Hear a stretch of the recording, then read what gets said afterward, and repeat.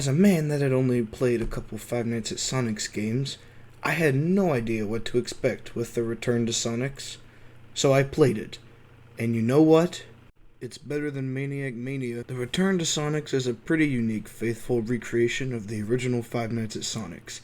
The mechanics are similar, while different in a good way, because the first game was just FNAF 1, but cute. We got lights, we got lockers, we got Mario characters in a Sonic FNAF game for some reason.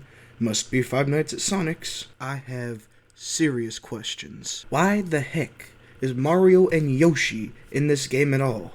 This isn't even about this game, it's about the original. Why are there more Mario characters than Sonic ones in the official Five Nights at Sonic's franchise? I digress. The mechanics in this game are simple, and everyone is dealt with the same way, and I appreciate that.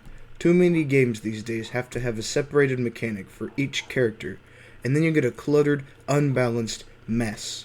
The Return to Sonic's expertly balances all of the mechanics, which allow for strategy on how to deal with certain characters at certain situations. For example, starting on night 4, Golden Sonic can just teleport to your room when he feels like it. You have to hide in this locker until he fades away, of course, but there's an interesting thing about the locker with both Golden Sonic and Normal Sonic. For Golden Sonic and Normal Sonic, you have the option to leave the locker while they are in your room. This is not true, however, for Mario and Yoshi, because you don't even have the option to leave the locker while they are in your room. I find this decision a very good one, and it's also very interesting, because it allows you to create event-based decisions based on which character you're going to deal with at what time. Golden Sonic leaves fairly quickly, but if you are not sure if Normal Sonic is close, he can just come barreling into your room and kill you as soon as you leave the locker.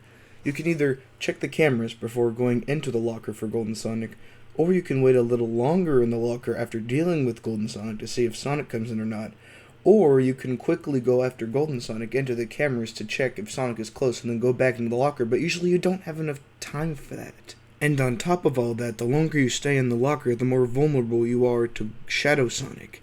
And there's even Tails as well, which you also have to worry about. You need to check on Tails constantly before he puts a hole in your window.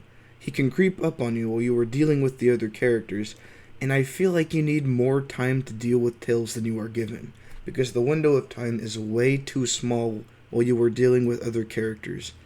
But then again, this all goes back to event-based decisions that the player has to make. I really love the interactions between these characters' mechanics, and how it tests the player's ability to deal with them, but sadly, that's about how in-depth the mechanics cross. I wish that there would be more interactions between mechanics, like with Mario and Yoshi, but they are super slow, predictable, and boring, and easy to deal with. And after Night 5, the game is really easy if you know what you're doing. I wish that there was more difficulty for Night 6 and Max Mode, because after Night 5, it doesn't get much harder, and I attempted Night 6 and Max Mode. And I really wish that there was more on Night 6 than just Shadow Sonic appearing in the cameras. For some reason, that was really underwhelming. But I will say, Mario getting his face garbage disposal united was very cool. The only cons that this game presents is a lack of an options menu and some very small details that don't matter too much, just small nitpicks of mine. The last thing about this game is the night length. The nights are around 10 minutes long, which is way too long for my liking. That's really the main downside of this game to me, is that you can't get to the better nights sooner. After all that, it probably sounds like I don't like this game, but that is not true. This game is pretty cool. My rating for this game is that it's pretty good, and you should play it. Hey, if you made it this far in the video, thank you. I just wanted to tell you that uploads should be coming at a more constant pace from here on out. I want to make more videos like this, making short videos about FNAF fan games and some other stuff I feel like. So if you want to see more stuff like that, then please subscribe.